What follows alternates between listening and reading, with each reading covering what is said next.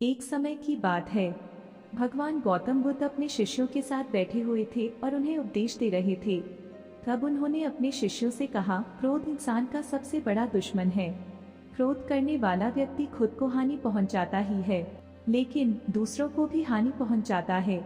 वह प्रतिशोध की आग में जलता है और अपने जीवन को बर्बाद करता है।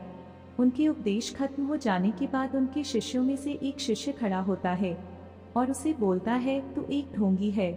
तेरी बातें मनुष्यों के रहन सहन से विपरीत है।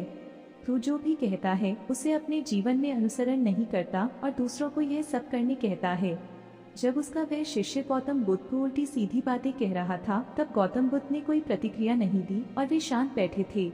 लेकिन ऐसे में वह व्यक्ति और भी ज्यादा गुस्सा हो गया और गुस्से में आकर उसने गौतम बुद्ध के मुंह पर थूक दिया। इसके बाद भी महात्मा गौतम बुद्ध को गुस्सा नहीं आया और वे शांत थे।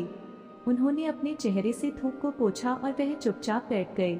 यह सब देखकर उस शिष्य को समझ नहीं आया कि वह क्या करेगा। गुस्से में आकर वह उस जगह को छोड़कर चला गया और अगले दिन अपने घर पहुंचा। जैसे ही वह अपने घर पहुंचा तब तक उसका दिमाग शांत हो चुका था। दिमाग के शांत होते ही उसे इस बात का एहसास हुआ कि उसने कितनी बड़ी गलती की है। उसे पाप हुआ है। वह खुद को मन ही मन कहने लगा, यह मैंने क्या कर दिया। मैंने महात्मा बुद्ध का अपमान किया है। ऐसा पाप मैं कैसे कर सकता हूँ।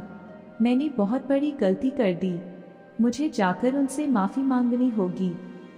यह कहकर वह तुरंत ही गौतम बुद्ध के पास चला गया, लेकिन गौतम बुद्ध उस स्थान पर नहीं थे। ऐसे में वह शिष्य जगह जगह भटककर उन्हें खोजने लगा। जैसे ही उसे महात्मा बुद्ध मिले तो वह उनके पैरों पर गिर गया और उनसे कहने लगा, मुझे माफ कर दीजिए। मुझसे गलती हुई है। मैंने आपका अपमान किया है। मैंने यह बहुत बड़ा पाप किया है। यह सब देखकर गौतम बुद्ध ने उससे कहा, शांत हो जाओ, क्या बात है मुझे बताओ, तुम कौन हो।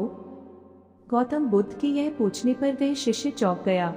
वह सोचने लगा कि महात्मा बुद्ध मुझे कैसे भूल सकते हैं। मैंने तो उनका अपमान किया था। यह सोचकर उसने महात्मा बुद्ध से पूछा, मैं वही शिष्य हूँ जिससे कल आपका अपमान किया था, आप इतनी जल्दी मुझे भूल गए। महात्मा बुद्ध ने उस शिष्य से कहा कि हमें कल की बातों को कल में ही छोड़ देना चाहिए। वह अच्छा हो या बुरा उसके बारे में बार बार विचार नहीं करना चाहिए। मैं बीती हुई बातों को पीछे छोड़कर आगे चलता हूँ और ऐसा ही हम सबको भी करना चाहिए। महात्मा बुद्ध की यह बातें सुनकर वह शिष्य और भी ज्यादा प्रभावित हुआ और उनसे बोला, मैं आज से आपकी हर बातों को माना करूंगा।